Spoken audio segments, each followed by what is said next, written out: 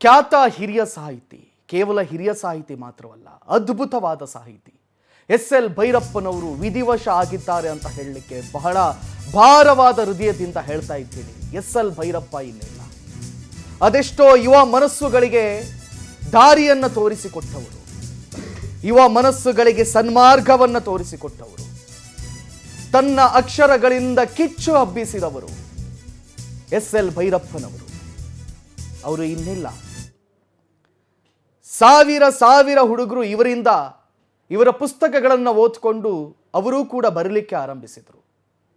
SL. Bhyrappa ಕೇವಲ ಓರ್ವ ಲೇಖಕನಲ್ಲ, ಓರ್ವ ಕ್ರಾಂತಿಕಾರಿ, ಓದುಗರ ಎದೆಯಲ್ಲಿ ಕಿಚ್ಚು ಹಚ್ಚಬಲ್ಲಂತಹ ಪ್ರತಿಭಾವಂತರಾಗಿದ್ದವರು.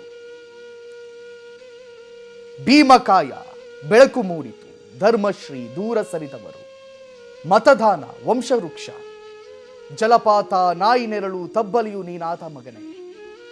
ಎಂತೆಂಥ ಪುಸ್ತಕಗಳು! ಅಬ್ಬಬ್ಬ, ಒಂದಕ್ಕಿಂತ ಒಂದು ಅದ್ಭುತವಾದದ್ದು. ಆವರಣ ಅತ್ಯದ್ಭುತವಾದ ಪುಸ್ತಕ. ಜ್ಞಾನವ್ಯಾಪಿ ಮಸೀದಿಯ ಬಗ್ಗೆ ಇತ್ತೀಚೆಗೆ ಚರ್ಚೆಗಳಾಯ್ತಲ್ಲ, ಅಲ್ಲಿ ಲಿಂಗವಿತ್ತಂತೆ, ಹಾಗಂತೆ ಹೀಗಂತೆ. ಇದನ್ನ ಅವರು ಯಾವತ್ತೋ ಬರೆದಿದ್ರು.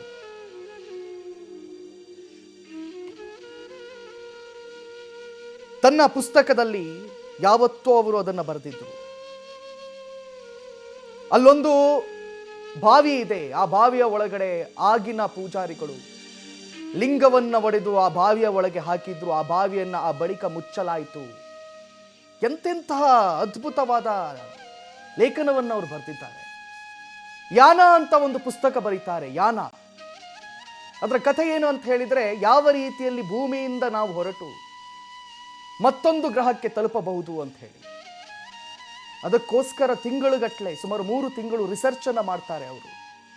ಯಾನ ಪುಸ್ತಕವನ್ನ ಓದಿ ಇವನ್ ವಿಜ್ಞಾನಿಗಳು ಕೂಡ ಆಶ್ಚರ್ಯಚಕಿತರಾಗ್ತಾರೆ.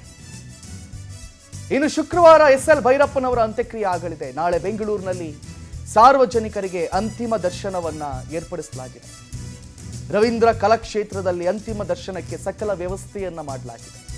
ಯಾರೆಲ್ಲ ಅಭಿಮಾನಿಗಳಿದ್ದೀರಿ, ನಾಳೆ ಬೆಳಿಗ್ಗೆ 8ರಿಂದ ಮಧ್ಯಾಹ್ನ 2 ತನಕ ನೀವು ಅಂತಿಮ ದರ್ಶನಕ್ಕೆ ಪಾಲ್ಗೊಳ್ಳಬಹುದು. ಶುಕ್ರವಾರ ಸಾಹಿತಿ ಎಸ್.ಎಲ್. ಭೈರಪ್ಪನವರ ಅಂತ್ಯಕ್ರಿಯೆ ಆಗಲಿದೆ.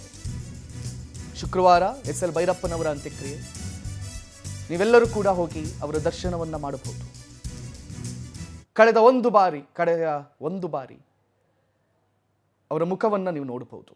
ನಾಳೆ ರವೀಂದ್ರ ಕಲಾಕ್ಷೇತ್ರದಲ್ಲಿ ಏರ್ಪಡಿಸಲಾಗಿದೆ. ನಾನು ಮಾತಾಡ್ತಾ ಇದ್ರೆ ಅವರ ಪುಸ್ತಕಗಳ ಬಗ್ಗೆ.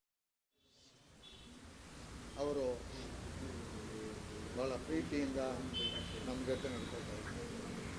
ನಮ್ಮ ಎದುರು ಮನೆಯೇ ಅವರು ನಮ್ಮ ಜೊತೆ ಬಹಳ ಸ್ನೇಹದಿಂದ, ವಿಶ್ವಾಸದಿಂದ ಮತ್ತೆ ನೋಡಬೇಕು ಅನ್ನೋ ರೀತಿಯಲ್ಲಿ ಅವರು ನಡ್ಕೊಳ್ತಾರೆ. ಆದ್ದರಿಂದ ಒಬ್ಬ ಹಿರಿಯ ಆತ್ಮೀಯ ಸ್ನೇಹಿತರನ್ನು ಕಳ್ಕೊಂಡಂಥ ಒಂದು ನಷ್ಟ ನನಗೆ ಆಗಿದೆ, ನಮ್ಮ ಮನೆಯವ್ರಿಗೂ ಆಗಿದೆ.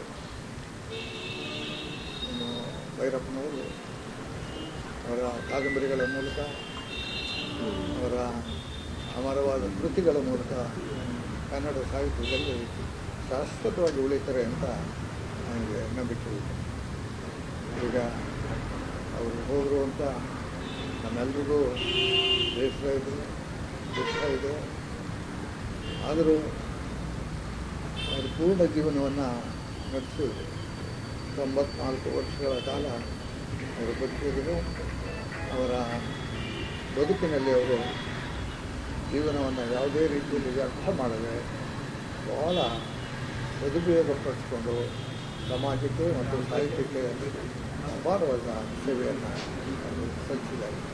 ಇದು ಎಲ್ಲರಿಗೂ ಒಂದು ರೀತಿಯ ಆದರ್ಶವಾದ ಮಾದರಿಯಾದ ಪಾಠ ಅಂತ ನಾನು ಭಾವಿಸಿದ್ದೀನಿ.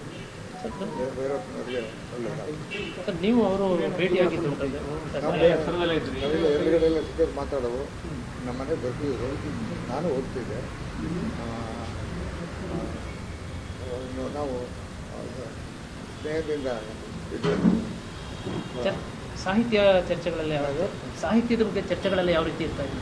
ಸಾಹಿತ್ಯದ ಬಗ್ಗೆ, ಇತಿಹಾಸದ ಬಗ್ಗೆ, ತತ್ವಜ್ಞಾನದ ಬಗ್ಗೆ ನಮಗೆ ಆಸಕ್ತಿ ಇದ್ದ ವಿಷಯಗಳನ್ನ ಚರ್ಚೆ ಮಾಡ್ತಾಯಿದ್ರು. ಅದರಲ್ಲಿ